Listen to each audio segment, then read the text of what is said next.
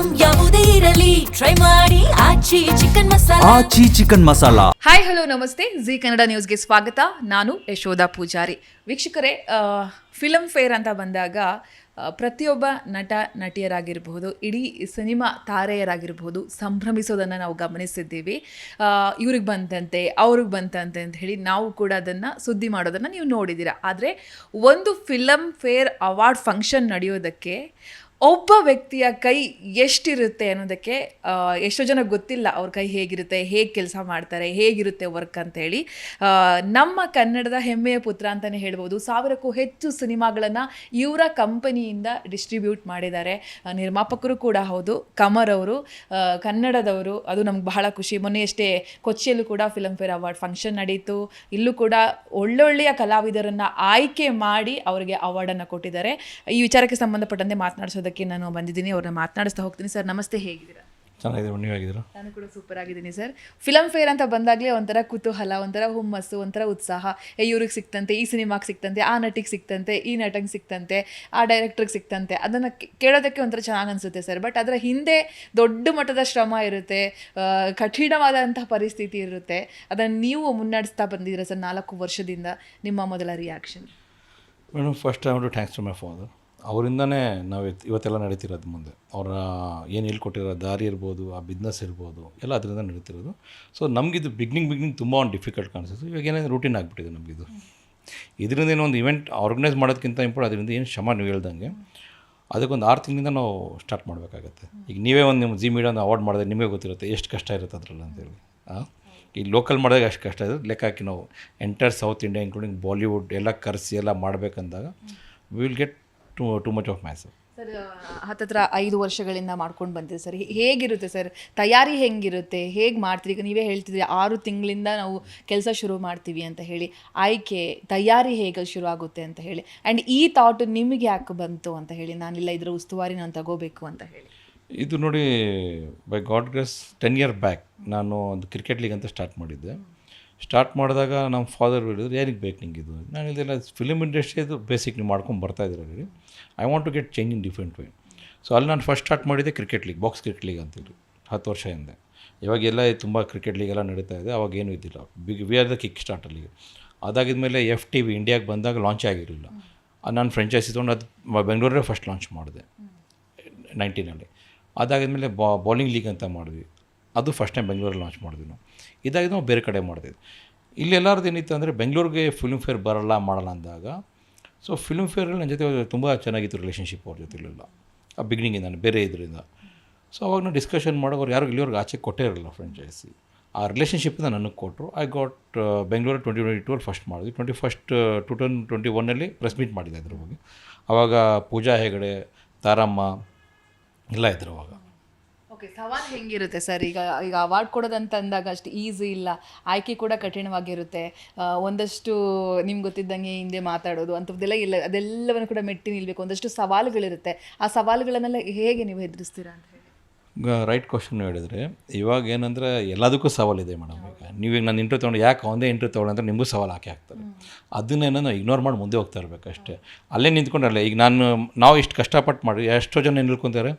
ನಾನು ಮಾಡಿದ ಈವೆಂಟ್ ಕಮರ್ ಫಿಲ್ಮ್ ಫೇರ್ ನಾನು ಫಂಡ್ ಮಾಡಿದ್ದು ಎಷ್ಟೋ ಜನ ಸುಮ್ಮನೆ ಮಾರ್ಕೆಟಲ್ಲಿ ಇಲ್ಕೊಂಡು ಸುತ್ತಾಡ್ತಾರೆ. They cannot come a stand for to bus. ಸುಮ್ಮನೆ ಮಾತಾಡ್ತಾ ಇರ್ತಾರೆ. ನಮ್ಮದೇನಂದರೆ ನಮ್ದು ಆನೆಗೆ ಒಂದು ಗಾದೆ ಗೊತ್ತಾ, ನಾನು ಆನೆ ಬೀದಲ್ಲಿ ನಾಯಿ ಬೊಗಳ್ತೀರಿ, ಸುಮ್ಮನೆ ನಡ್ಕೊಂಡು ಹೋಗ್ತಾ ಇರಬೇಕು ನಾವು. ಅದನ್ನು ರಿಯಾಕ್ಷನ್ ಕೊಟ್ಟರೆ ಇನ್ನೂ ಜಾಸ್ತಿ ನಿಮ್ಮಲ್ಲಿ ರಿಯಾಕ್ಟ್ ಮಾಡೋದಂತೆ. ಸೊ ಆ ಬುದ್ಧಿ ನಮ್ಮದೆಲ್ಲ. ತುಂಬ ಜನ ಮೇಡಮ್ ಸಿನಿಮಾ ಮಾಡಿದಾಗ ಎಳ್ದಿದ್ದಾರೆ. ಇವನು ಆರ್ಯನ್ ಮಾಡಿದಾಗಲೂ ಪೇಪರ್ಲೇ ಬರ್ತಿದ್ರು, ಇವನು ಸುಮ್ಮನೆ ರಮ್ಯಾ ಶಿವನಿಗೆ ಎಲ್ಲಿಂದ ಕಾಂಬಿನೇಷನ್ ಮಾಡ್ತಾರೆ, ಎಲ್ಲಿ ಮಾಡ್ತಾ ಇರೋರು ಅಂತ ತುಂಬ ಜನ ಇದು ಮಾಡಿದರು. ಸೊ ಅವಾಗಿಂದ ನಾವು ನೋಡ್ಕೊಂಡು ಬಂದಿದಾಗ ಇದೆಲ್ಲ ನಮ್ಗೆ ಇವಾಗ ಇದೇನು ಅನ್ಸೋದೇ ಇಲ್ಲ. ಅದು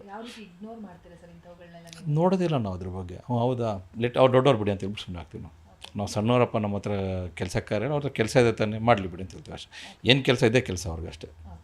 ಒಂದು ಕಾಶಿನಾಥ್ ಸರ್ ಒಂದು ನೋಡಿದ್ರೆ ಅದೊಂದು ರಿಯಾಲಿಟಿ ಶೋ ಅಂತ ಹೇಳಿದ್ರು ಒಂದು ಮಾತು, ಮೇಲೆ ಹೋಗೋದು ನೋಡಲ್ಲ ಅವ್ನು, ಖಾಲಿ ಇರೋದು ನನ್ನ ಕಾಲಲ್ಲೇ ಇರ್ತಾನೆ, ನಾವು ಮೇಲೆ ಯೋಚನೆ ಮಾಡಲ್ಲ ಹೋಗೋದು ಅವ್ನು ಅಷ್ಟೇ.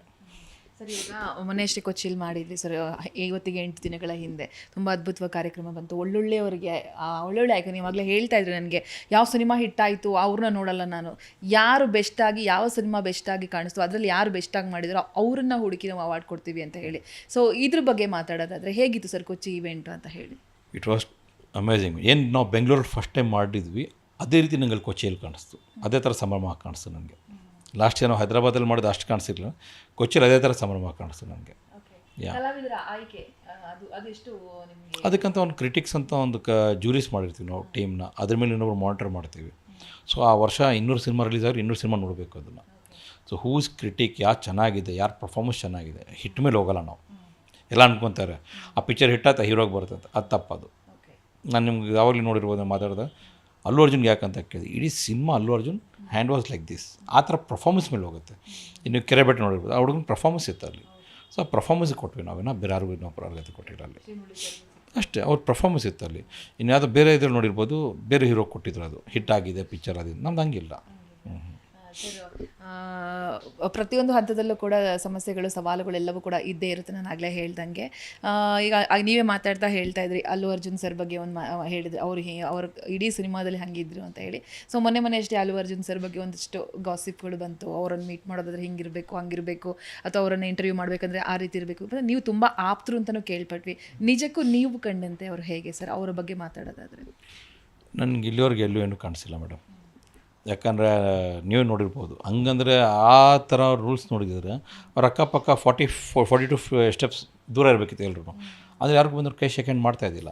ಇನ್ನೊಂದು ವೀಡಿಯೋ ನೋಡಿರ್ಬೋದು, ನಾನು ನಿಂತಿದ್ದೆ, ಅವರೇ ಬಂದು ವಿಶ್ ಮಾಡಿ ಹೋಗ್ತಾರೆ. Right, we are nothing front of him.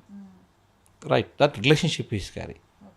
ಆ ಫ್ರೆಂಡ್ಶಿಪ್ ರಿಲೇಷನ್ಶಿಪ್ ಯಾರೇ ಆಗಲಿ, ನಾನಾಗಲಿ ನೀವು ವ್ಯಾಲ್ಯೂ ಕೊಡೋದು ಅದಕ್ಕೋಸ್ಕರ. ನಾವು ಈ ಥರ ನಾನು ಹೇಳ್ದೆ ಗೊತ್ತಾ ಮೇಡಮ್, ಅವಾಗಲೇ ಇವಾಗ ಸೌತ್ ಇಂಡಿಯಾ ಮೇಲ್ ಬರ್ತಿದ್ದೆ, ನಾರ್ತ್ ಅವರು ಅದನ್ನು ಏನು ಬೇಕು ಅದು ಮಾಡ್ತಾನೆ ಇರ್ತಾರೆ ಪಬ್ಲಿಸಿಟಿ. ಇನ್ನೊಂದು SR ಬಗ್ಗೆ ಹೇಳಿದೆ, ಈ ಅವರಿಂದ ನಮ್ಗೆ ಈಗ ಟಾಕ್ಸಿಕ್ ದುರಂಧರ್ ಕ್ಲಾಶ್ ಇದೆ. ಸೊ ಹೊಟ್ಟೆವ್ರು ಇದ್ದೇ ಇರುತ್ತಲ್ಲ ಮೇಡಮ್, ಈಗ ಅದು ಹೊಟ್ಟೆವ್ರಿಂದ ಮಾತಾಡ್ತಾರೆ. ಈಗ ನಾನೇ ಹೇಳ್ತೀನಿ, ನಮ್ಮವರೇ ನಮ್ಮ ಮೇಲೆ ಹೊಟ್ಟೆ ಹೊಡ್ಸ್ಕೊತಾರೆ, ಇಲ್ಲಿ ಅಲ್ಲಿನ ಬಗ್ಗೆ ಯಾಕೆ ಮಾತಾಡ್ತೀರ? ಸರ್ ಹೆಂಗೆ ಸರ್ ಚೇಂಜ್ ಆಗೋದು? ಈಗ ಒಂದು ಸಿನಿಮಾ ರಿಲೀಸ್ ಆಗ್ತಾ ಇದೆ ಅಂತಂದಾಗ ನಮ್ಮಲ್ಲೇ ಅವ್ರ ಸಿನಿಮಾ ರಿಲೀಸ್ ಆಗ್ತಿದೆಯಾ, ಹೇಗೆ ಕಾಲು ಎಳೆಯೋಣ, ಹೇಗೆ ಅವ್ರನ್ನ ಬೀಳ್ಸೋಣ, ಹೇಗೆ ಅವ್ರ ಬಗ್ಗೆ ಆ ಸಿನಿಮಾದ ಬಗ್ಗೆ ಅಪಪ್ರಚಾರ ಮಾಡೋಣ, ಹೇಗೆ ತಪ್ಪು ರಿವ್ಯೂ ಕೊಡಿಸೋಣ ಅನ್ನೋದಕ್ಕೊಂದು ತಂಡ ರೆಡಿ ಆಗಿಬಿಡುತ್ತೆ. ಹೀಗೆಲ್ಲ ಆದರೆ ಸ್ಯಾಂಡಲ್ವುಡ್ನಲ್ಲಿ ಮುಂದಿನ ದಿನಗಳಲ್ಲಿ ಹೇಗೆ ಸಿನಿಮಾಗಳು ಇರ್ತಾವ, ಉಳಿತಾವ, ನಿರ್ಮಾಪಕರ ಕತೆ ಏನು? ಯಾಕಂದರೆ ನಿರ್ಮಾಪಕರಿಗೆ ಎಷ್ಟು ಕಷ್ಟಗಳಿರುತ್ತೆ ಅಂತ ನಿಮಗೆ ಗೊತ್ತಿರುತ್ತೆ, ನೀವು ಕೂಡ ನಿರ್ಮಾಪಕರು ಹೌದು. ಈಗ ಅದೊಂಥರ ಟ್ರೆಂಡ್ ಕ್ರಿಯೇಟ್ ಆಗಿಬಿಟ್ಟಿದೆ, ಒಂದು ಸಿನಿಮಾ ರಿಲೀಸ್ ಹೆಂಗೆ ಮಾಡ್ತಾರೆ ನೋಡೋಣ, ಈ ಥರದ್ದೆಲ್ಲ ಏನೇನೋ ಸಮಸ್ಯೆಗಳು ಒಂದು ಸಿನಿಮಾ ಹಿಂದೆ, ಅದು ಓಡೋದೂ ಇಲ್ಲ.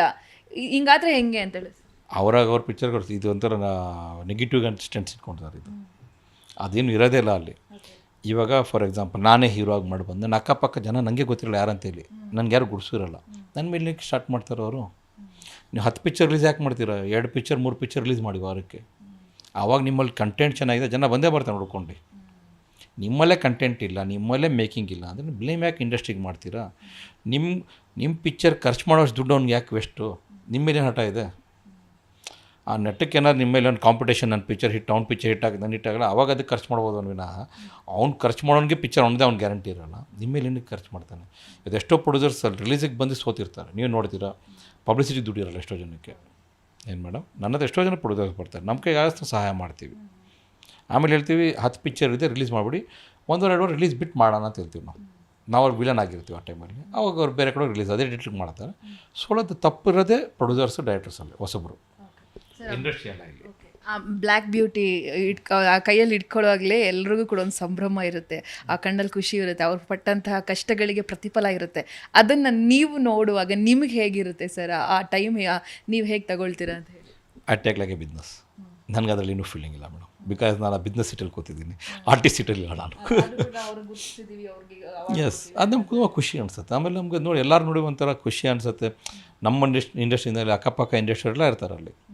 So will feel very proud and happiness there. Sir 1000ಕ್ಕೂ ಹೆಚ್ಚು ಸಿನಿಮಾಗಳನ್ನು ನೀವು ನಿಮ್ಮ ಕಂಪನಿಯಿಂದ ವಿತರಿಸಿದ್ದೀರಾ, ನಿರ್ಮಾಣ ಕೂಡ ಮಾಡಿದ್ದೀರಾ. ಈಗ ಪ್ರೆಸೆಂಟ್ ನಿಮಗೆ ನಿರ್ಮಾಣ ಮಾಡೋಣ, ಹಣ ಹಾಕೋಣ ಅಂತಂದಾಗ ಮನಸ್ಸು ಬರ್ತಾ ಇದೆಯಾ ಅಂತ ಹೇಳಿ ನಿರ್ಮಾಪಕ ಹುದ್ದೆಗೆ? ಅಯ್ಯೋ ಬೇಡಪ್ಪ ಅನ್ನೋ ಥರ ಫೀಲ್ ಏನಾದ್ರು ಬಂದುಬಿಟ್ಟಿದೆಯಾ? ಅಫ್ಕೋರ್ಸ್ ಈಗ ಅದೇ ಭಯ ಇದೆ ಮೇಡಮ್. ಈಗ ನಾನು ಹೇಳಿದೆ ಒಂದು ಪಿಕ್ಚರ್ ನಾನು ಸಡನ್ ಡಿಸ್ಕಷನ್ ಇದೆ, ಇನ್ನೊಂದು ರೆಡಿಯಾಗಿದೆ, ತರುಣ್ ದಿಗಂತ್ ಅವ್ರ ಜೊತೆ ಪೋಸ್ಟ್ ಪ್ರೊಡಕ್ಷನ್ ಇದೆ, ಅದು ಯಾವ ಥರ ಮಾಡಬೇಕಂತೇಳಿ. ಈಗ ನೋಡಿ ನಮ್ಮದು ಆಸೆದಷ್ಟು ಕಾಲು ಚಾಸ್ಬೇಕಂತಿದ್ದೀವಿ. ಅಷ್ಟೇ. ಈಗ ಏನಂದರೆ ನಾನು ಮಾಡಿ ನನಗೆ ನಾನೇ ಹೊಣೆ, loss or profit, we cannot blame any one. ಇವತ್ತು ನನ್ನ ಸಮಸ್ಯೆ ನನ್ನ ಚೇಂಬರ್ ಪ್ರೊಡ್ಯೂಸರ್ ಹೋಗ್ತಾನೆ, ನನ್ನಷ್ಟು ಮುಟ್ಟಲ್ಲ ಯಾರೂ ಇಲ್ಲ, ಅಲ್ಲೇನು ನಿಮ್ಗೆ ನ್ಯಾಯ ಸಿಗೋಲ್ಲ ಅಲ್ಲಿ. ಅದು ಯೂಸ್ ಇದೆಯಾ ಸರ್? ಈಗ ಫಿಲಮ್ ಚೇಂಬರ್ ಏನಾದ್ರು ಯೂಸಿಗೆ ಬರುತ್ತೆ ಅಂತ ಅನಿಸಿದೆಯಾ ನಿಮಗೆ? ಏನಾದ್ರು ಸಮಸ್ಯೆಗಳಿದ್ರೆ ಅಲ್ಲಿ ಹೋದರೆ ಪರಿಹಾರ ಸಿಗುತ್ತೆ ಅನ್ನೋದೇನಾದ್ರು ಅನಿಸುತ್ತಾ ನಿಮ್ಗಳಿಗೆ ಅಂತ ಹೇಳಿ? ಇಲ್ಲ ಮೇಡಮ್, ಏನಾಗಲ್ಲ ಅಲ್ಲಿ ಹೋಗಿದ್ರೆ. Waste of time, waste of energy. ಈಗ ಪ್ರೊಡ್ಯೂಸರ್ ಅಸೋಸಿಯೇಷನ್ ನಾವೇ ಒಂದು ಕನಿಸಮ್ ಅಂತ 2024 ಒಂದು ಇವೆಂಟ್ ಮಾಡಬೇಕಂತ ಎಲ್ಲ ಮಾಡಿದ್ರು, ನಮ್ಮಿಂದ ದುಡ್ಡೆಲ್ಲ ಖರ್ಚು ಮಾಡಿಸಿದ್ರು. ನಾವು ರೆಡಿ ಮಾಡಿ ಎಲ್ಲ ಮಾಡಿದ್ವಿ. ಎಲೆಕ್ಷನ್ಸ್ ಆಗಿದ್ಮೇಲೆ ಮಾಡೋಣ ಅಂದರೆ MP ಎಲೆಕ್ಷನ್ಸ್ ಆಗಿದ್ಮೇಲೆ ಓಕೆ ಅಂತ ಅದಕ್ಕೆ ಇದು ಮಾಡಿದ್ವಿ. ಪುಷ್ ಮಾಡ್ಕೊಂಡು ಬಂದಾಗ ಮಿಸ್ಟರ್ ಎ ಗಣೇಶ್ ಅನ್ನೋರು, ಇದೇ ನೋಡಿ ನಾವು ಹೇಳ್ತೀವಿ ಗೊತ್ತಾ, ಆಚೆಯವರು ಹಿಂಗೆ ಹೇಳಿದರು ಯಾರ ಬಗ್ಗೆ, ಅಲ್ಲು ಅರ್ಜುನ್ ಬಗ್ಗೆ ಎಲ್ಲ ಅಂತೇಳಿ. ಇದೇ ಎ ಗಣೇಶು ಪ್ರವೀಣ್ ಕುಮಾರ್, DK ರಾಮಕೃಷ್ಣ, ಏನು ನಾವಾಗ producer association secretary and EC member ಇದ್ರು ಇವರು. ಹೈದರಾಬಾದ್ ಬಂದರು ನಮ್ಮ ಇವೆಂಟ್ಗೆ. ನೋಡ್ಬೇಕಂದ್ರೆ ನಾವು ಫ್ಲೈಟ್ ಟಿಕೆಟ್ ಕೊಟ್ಟು ರೂಮ್ ಕೊಟ್ವಿ, ಅದು ನೋಡ್ಕೊಂಡು ಹೋಗಿ. You are a guest, not a main person to me.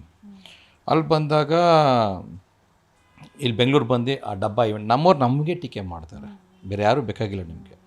ದುಶ್ಮನ್ ಕಾಯ ಬಗಲ್ ಮೇ ಅಂತ ಹೇಳ್ತೀವಲ್ಲ, ಅದೇ ನಮ್ಮ ದುಡ್ಡು ಕೊಟ್ಟಿರೋ ಫ್ಲೈಟ್ ಟಿಕೆಟ್ ರೂಮೆಲ್ಲ ಕೊಟ್ಟು ಈ ಮಾತುಗಳು ಇಲ್ಲಿ ಮಾತಾಡ್ತಾರೆ ಅವರು. ಅವ್ರ ಇವೆಂಟ್ ಸರಿ ಇಲ್ಲ, ಡಬ್ಬ ಇವೆಂಟ್. ಓಕೆ, ನನ್ನ ಡಬ್ಬ ಇವೆಂಟಲ್ಲೇ ಎಲ್ಲರೂ ಬಂದರು, ದೊಡ್ಡ ಸ್ಟಾರ್ಸು, ಇನ್ಕ್ಲೂಡಿಂಗ್ ನಮ್ಮ ಕನ್ನಡದಿಂದ ರಕ್ಷಿತ್ ಶೆಟ್ಟಿನೂ ಇದರಲ್ಲಿ, ರುಕ್ಮಣಿ ವಸಂತನೂ ಇದ್ದರು. ನಾವು ಅಲ್ಲಿಂದ ಬಂದಮೇಲೆ ನಮ್ಮ ಕಮಿಷನ್ ಬೇಡಿಕೆ ಇಟ್ಟರು, ನಮ್ಗೆ ಇಷ್ಟು % ಕಮಿಷನ್ ಕೊಟ್ಟು ಎ ಗಣೇಶು ನಿಮ್ಮ ಇವೆಂಟಿಗೆ ನಾವು ಫುಲ್ ಇದು ಮಾಡ್ತೀವಿ ಅದು ಮಾಡ್ತೀವಿ ಅಂತ. ನಾನು ಯಾಕೆ ಕೊಡಲಿಕ್ಕೆ, ನಾವು ಕೊಡಲ್ಲ ಅಂದಾಗ ಬ್ಯಾಡ್ಮಿಂಟನ್ ಲೀಗಲ್ಲ ಅದೇ ಥರ ಲಿಖಿತವಾಗಿ ನಾವು ಅವಾಗಿನಿದ್ದ ಪ್ರೆಸಿಡೆಂಟ್ ಮಿಸ್ಟರ್ ಉಮೇಶ್ ಬನ್ಕರ್ ಅವ್ರಿಗೆ ಕೊಟ್ಟಿದ್ದೀವಿ. ನಾವು ಲೆಟರ್ ಬರೆದು ಕೊಟ್ಟಿದ್ದೀವಿ, ನನಗೇನು ಭಯ ಇಲ್ಲ. ಆಮೇಲೆ ನನ್ನ ಹತ್ರ ದುಡ್ಡುಗಳು ತರಿಸ್ಕೊಂಡಿದ್ರು, ಚಿಲ್ಲರೆ ದುಡ್ಡು, ಅದಕ್ಕೆ ಬೇಕು ಇದಕ್ಕೆ ಬೇಕು, ಅವ್ರಿಗೆ ಕೂಡಿಸ್ಬೇಕು, ಇವ್ರಿಗೆ ಪಾರ್ಟಿ ಮಾಡಿಸ್ಬೇಕಂತೇಳಿ ಗೂಗಲ್ ಪೇ ಕ್ಯಾಶ್ ಎಲ್ಲ ತರಿಸ್ಕೊಂಡಿದ್ದಾರೆ. ಅದನ್ನು ಕಳಿಸಿದ್ವಿ. ಅದನ್ನು ನಮಗೇನು ಭಯ ಇಲ್ಲ ಮೇಡಮ್, ನಮಗೇನು ಅವರಿಂದ ಆಗಂಗೆ ಹೋಗಂಗೆ ಏನೂ ಇಲ್ಲ. ನಮ್ಮಿಂದ ಅವ್ರಿಗೆ ಲಾಭ ಇದೆ, ಅವ್ರಿಂದ ನಮಗೇನು ಲಾಭ ಇಲ್ಲ. ಸರ್, ಈಗ ಸ್ಟಾರ್ಗಳು ನಿಮ್ಗೆ ಗೊತ್ತಿರುತ್ತೆ ಒಂದು ಸಿನಿಮಾನ ಹೇಗೆ ವಿತರಣೆ ಮಾಡಬೇಕು, ಒಂದು ನಿರ್ಮಾಪಕ ಅಂದರೆ ಅದು ಹೇಗಿರುತ್ತೆ ಅಂತೇಳಿ. ಸ್ಟಾರ್ಗಳು ವರ್ಷಕ್ಕೆ ಸಿನಿಮಾ ಮಾಡೋದೇ ಕಡಿಮೆ ಮಾಡಿಬಿಟ್ಟಿದ್ದಾರೆ. 6 ವರ್ಷಕ್ಕೊಂದು, 3 ವರ್ಷಕ್ಕೊಂದು, ಅಥವಾ ಇನ್ನೆಲ್ಲೋ ಕುತ್ಕೊಂಡ್ಬಿಡೋದು, ಈ ಥರದ್ದೆಲ್ಲವೂ ಕೂಡ ನಡೀತಾ ಇದೆ. ನಿಮಗೆ ನೋಡ್ತಾ ಮುಂದಿನ ದಿನಗಳಲ್ಲಿ ಸಿನಿಮಾ ಇರುತ್ತಾ ಅಂತ ಅನಿಸುತ್ತಾ ನಿಮಗೆ ಅಂತ ಹೇಳಿ? ಯಾಕಂದ್ರೆ ಈಗ ನೋಡ್ದೆ ಹೋದ್ರೆ ಇನ್ನು ಬೆರಳಿಕೆ ಸಿನಿಮಾಗಳಷ್ಟೇ ದೊಡ್ಡ ದೊಡ್ಡ ಸಿನಿಮಾಗಳಿದ್ದಾವೆ. ನೆಕ್ಸ್ಟ್ ವರ್ಷಕ್ಕೆ ಇನ್ನು ಯಾವುದಿದೆಯಪ್ಪ ಅಂತ ನಮಗೆ ಇನ್ನೂ ಬಂದೇ ಇಲ್ಲ, ಮಾಹಿತಿನೇ ಇಲ್ಲ. ಏನಾಗಬಹುದು ಅಂತೇಳಿ ಸ್ಟಾರ್ಗಳೆಲ್ಲ ಹೀಗೆ ಮೌನಕ್ಷರಣ ಆದರೆ ಅಯ್ಯೋ ಒಂದು ನೋಡೋಣ ಬಿಡು, ಮಾಡೋಣ ಬಿಡು ಅಂತ ಇರೋರೇ ಅಲ್ಪ ಸ್ವಲ್ಪ ಸ್ಟಾರ್ಗಳು ನಮ್ಮ ಕನ್ನಡ ಸಿನಿಮಾ ಇಂಡಸ್ಟ್ರಿಯಲ್ಲಿ. ಆ ವರ್ಷ ಕನ್ನಡ ಇಂಡಸ್ಟ್ರಿ ಡಿಲೀಟ್ ಮಾಡಿ ಅಷ್ಟೇ. ಆ ವರ್ಷ ಕನ್ನಡ ಪಿಕ್ಚರ್ಸ್ ಯಾವುದಿರಲ್ಲ, ಯಾಕಂದರೆ ಫೈಟಲ್ಲಿ ಇರೋಲ್ಲ ನಿಮಗೇನು. ಇವಾಗ ಒಂದು ದೊಡ್ಡ ಸಿನಿಮಾ ಬಂದರೆ ಫೈಟು. ಹೋದ ವರ್ಷ ನೋಡಿ ಡಿಸೆಂಬರ್ 3 ಪಿಕ್ಚರ್ ಬಂತು ಒಂದೇ ಸರ್ತಿ, ಡೆವಿಲ್ಲು, ಮಾರ್ಕ್, 45. ಅದು ಒಂಥರ ಡಿಸೆಂಬರ್ ಕಂಪ್ಲೀಟ್ ಹಬ್ಬ ಥರ ಇತ್ತು. ಅದಕ್ಕೆ ಮುಂಚೆ ನೀವು ನೋಡಿ ಯಾವುದೋ ಅಷ್ಟು ದೊಡ್ಡ ಪಿಕ್ಚರ್ಸ್ ಇದ್ದಿಲ್ಲ ನಿಮಗೆ. ಸರ್, ಇದು ಫಿಲಮ್ ಫೇರ್ ಅವಾರ್ಡ್ ಫಂಕ್ಷನ್ ಮಾಡ್ತಿರಲ್ಲ, ಇದರಿಂದ ನಿಮಗೆ ಲಾಭ ಆಗುತ್ತಾ ಅಥವಾ ನಷ್ಟ ಆಗುತ್ತಾ? ನಿಮ್ಮ ಕೈಯಿಂದ ಏನಾದರೂ ಹೋಗುತ್ತಾ ಹೇಗೆ ಅಂತ ಹೇಳಿ? ಮೇಡಮ್, ನಷ್ಟ ಆಗಿದ್ದರೆ 1 ವರ್ಷಕ್ಕೆ ಬಿಟ್ಬಿಡ್ತಾ ಇದ್ವಿ ನಾವು. ಯಾಕೆ ನನಗೇನು ಫ್ರೀ ದುಡ್ಡು ಎಲ್ಲೂ ಬರಲ್ಲ ಮೇಡಮ್, ನಾವು ರೈಸ್ ಮಾಡೋದೆಲ್ಲ. So we have good profit ಇದೆ, ಅದು ನಮಗೇನು ತೊಂದರೆ ಏನಿಲ್ಲ. ಫೈನಲಿ ಹೇಳೋದಂದರೆ ನಾವು ಪ್ರೊಡ್ಯೂಸರ್ ಅಸೋಸಿಯೇಷನ್ ಚೇಂಬರ್ಗೆ ಏನಂದರೆ ಎಲ್ಲ ಬರೋರನ್ನ ಸಮಸ್ಯೆ ಬಗೆಹರಿಸಿ ಇಂಡಸ್ಟ್ರಿನ ಯೂನಿಟಿ ಮಾಡೋದು ನೋಡಿ, ಆಯಿತಾ?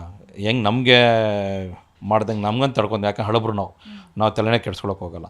ಈಗಿರೋ ಸಮಸ್ಯೆ ಏನಂದರೆ ಎಲ್ರಿಗೂ ಸ್ಯಾಟಲೈಟ್ ಸೇಲ್ ಆಗ್ತಿದೆ, ಡಿಜಿಟಲ್. ನೀವು ಕೂತ್ಕೊಂಡು ಸ್ಯಾಟಲೈಟ್ ವಾಚ್ ಆಚೆ ನೋಡಿ, ತೆಲುಗು ತಮಿಳಲ್ಲೆಲ್ಲ ಹೆಂಗೆ ಮಾಡ್ತಾರೆ, ಒಂದೇ ವಾರ್ನಿಂಗ್ ಒಂದೇ ಸತಿ ಮಾಡಿದ್ರು. ತಮಿಳಲ್ಲಿ ಆರ್ಟಿಸ್ಟ್ಗೆ ಹೋಗ್ಬೇಡ ಅಂತ ಒಂದು ವಾರ್ನಿಂಗ್ ಕೊಟ್ಟರು ಸ್ಟಾರ್ಸನ್ನು, ಚಾನಲ್ಸ್ ಹೊರಗೆ ಕೂತ್ಕೊಂಡ್ರು ಚೇಂಬರಲ್ಲಿ, ಇಲ್ಲ ನಾವು ಏನೋ ಒಂದು ರೇಟಿಗೆ ಇದು ಮಾಡ್ತೀವಿ ಅಂತೇಳಿ. ನಮ್ಮಲ್ಲಿ ಯಾಕೆ ಸರ್ ಒಗ್ಗಟ್ಟಿಲ್ಲ? ಒಬ್ರು ಕಂಡ್ರೆ ಒಬ್ರಿಗೆ ಜೆಲಸ್ಸು, ಇಂಥವು ಯಾಕೆ? ಬೇರೆ ಬೇರೆ ಭಾಷೆಗಳ ಗಮನಿಸ್ತೀವಿ, ಒಂದು ಸಿನಿಮಾ ರಿಲೀಸ್ ಆಗ್ತು ಅಂದರೆ ಅಟ್ಲೀಸ್ಟ್ ಅವ್ರು ಪೋಸ್ಟ್ಗಳು ಹಾಕೋತಾರೆ, ಈ ಸಿನಿಮಾ ನೋಡಿ ಅವ್ರಿಗೆ ಬೆಂಬಲಿಸಿ ಸಪೋರ್ಟ್ ಮಾಡಿ ಅವ್ರ ಜೊತೆ ನಿಂತ್ಕೊಳ್ಳಿ ಅಂತ. ಬಟ್ ನಮ್ಮಲ್ಲಿ ಆ ಥರದ್ದು ಏನೂ ಇಲ್ಲ. ಯಾಕಿಲ್ಲ ಅಷ್ಟೊಂದು ಹೊಟ್ಟೆ ಕಿಚ್ಚು ಒಬ್ರು ಕಂಡ್ರೆ ಒಬ್ರಿಗೆ ಅಂತ ಹೇಳಿ? ಈಗ ಎಕ್ಸಾಂಪಲ್ ಪ್ರೊಡ್ಯೂಸರ್ ಅಸೋಸಿಯೇಷನ್ದೇ ಕೊಟ್ಟನಲ್ಲ ಮೇಡಮ್, ನಾನು ಫ್ಲೈಟ್ ನನ್ನ ರೂಮ್ ಕೊಟ್ಟು ನಂದೇ ಇವೆಂಟ್ ಡಬ್ಬ ಅಂತ ಹೇಳ್ತಾರೆ ಅಂದಾಗ ಅಷ್ಟಕ್ಕೆ ಎಕ್ಸಾಂಪಲ್ ಬೇರೆ ಅದು ಬೇಡ. ಇಲ್ಲಿ ಸ್ಟಾರ್ಟ್ ಆಗಿರೋದು ಇಲ್ಲಿಂದ. ಈ ಸ್ಟಾರ್ ಹತ್ರ ತೊಗೊಂಡೋಗಿ ಅಲ್ಲಿ ಫಿಟ್ಟಿಂಗ್ ಇರ್ತಾರೆ, ಅಲ್ಲಿಂದ ಅಲ್ಲಿ ಫಿಟ್ಟಿಂಗ್ ಇಡೋದು ಈ ಥರ ಜನನೇ, ಬೇರೆ ಯಾರೂ ಅಲ್ಲ ಇಲ್ಲಿ. ಹೇಳ್ದಾರ madam, satellite industry OTT problem, satellite problem ಇರೋದ್ರಿಂದ chamber has to come forward for the new people. ಎಲ್ಲರಿಗೂ ಏನೋ ರೇಟ್. ಈಗ ನೋಡಿ ತಮಿಳ್ನಾಡು ಅಲ್ಲಿ ಕಳ್ಸಲ್ಲ ಆರ್ಟಿಸ್ಟ್ನ, ಹೋಗಂಗಿಲ್ಲ ಅಂತ ಹೇಳಿದ ತಕ್ಷಣ ಆ ಹೋಲ್ಡ್ ಇಟ್ಕೊಂಡಿದ್ದಾರೆ ಅವರು. ಇಲ್ಲೇನು ಹೋಲ್ಡ್ ಇದೆ ನಿಮಗೆ? ಏನಿಲ್ಲ. ಏನಿದೆ ಹೋಲ್ಡ್ ಇಲ್ಲ ಇಲ್ಲಿ? ಈ ನೀವೇನೋ ನೀವು ಸಮಸ್ಯೆ ತೊಗೊಂಡವ್ರೆ ನಿಮಗೇನೋ ಬಗೆಹರಿಸಲ್ಲ, ಇನ್ನೂ ನಿಮ್ಗೆ ಸಮಸ್ಯೆ ಮಾಡಿ ಕಳಿಸ್ತಾರೆ ಆಚೆ, ಹಂಗಿದ್ದಾರೆ. ಅದೇನಂದರೆ ನಮಗೆ ನಂಬಿಕೆ ಇಲ್ಲ ಈಗ. ಯಾಕೆ ಇಲ್ಲಿ ನಮ್ಮಂಥವ್ರಿಗೆ ಹಿಂಗೆ ಮೋಸ ಮಾಡ್ತಾರೆ ಪ್ರೊಡ್ಯೂಸರ್ ಅಸೋಸಿಯೇಷನ್ ಎಲ್ಲ ಅಂದಾಗ, ಆಚೆಯವ್ರು ಇನ್ನು ಹೊಸಬ್ರಿಗೆ ಎಷ್ಟು ಮೋಸ ಆಗಲ್ಲ, ಅದು ಲೆಕ್ಕ ಹಾಕಿ ನೀವು. ಓಕೆ ಸರ್, ಮುಂದಿನ ಪ್ರಾಜೆಕ್ಟ್ ಬಗ್ಗೆ ಹೇಳ್ಬಿಡಿ ಸರ್. ಸರಿ, ಅದೇ ಹೇಳಿದೆ ನಮಗೆ ತರುಣ್ ದಿಗಂತ್ ಅವ್ರ ಒಂದು ಪೋಸ್ಟ್ ಪ್ರೊಡಕ್ಷನ್ ಇದೆ ಆ್ಯಂಡ್ ಶರಣ್ ಸರ್ ಜೊತೆ ಡಿಸ್ಕಷನ್ ಮಾಡ್ತಾಯಿದ್ವಿ. ಸೊ ಹೋಪ್ಫುಲಿ ಎಲ್ಲ ಓಕೆ ಆಯ್ತು ಅಂದರೆ ಉಗಾದಿ ಹಬ್ಬ ಆಗಿದ್ಮೇಲೆ ಅದನ್ನು ಆನ್ ಫ್ಲೋರಿಗೆ ಪ್ಲ್ಯಾನ್ ಮಾಡ್ತೀವಿ. Thank you madam. ವೀಕ್ಷಕರೇ, ಇದು ನಿರ್ಮಾಪಕ ಕಮಾರ್ ಅವರ ಮಾತುಗಳು. ಕ್ಯಾಮ್ರಾ ಪರ್ಸನ್ ನಾಗರಾಜ್ ಜೊತೆ ಯಶೋಧ ಪೂಜಾರಿ, ಬೆಂಗಳೂರು.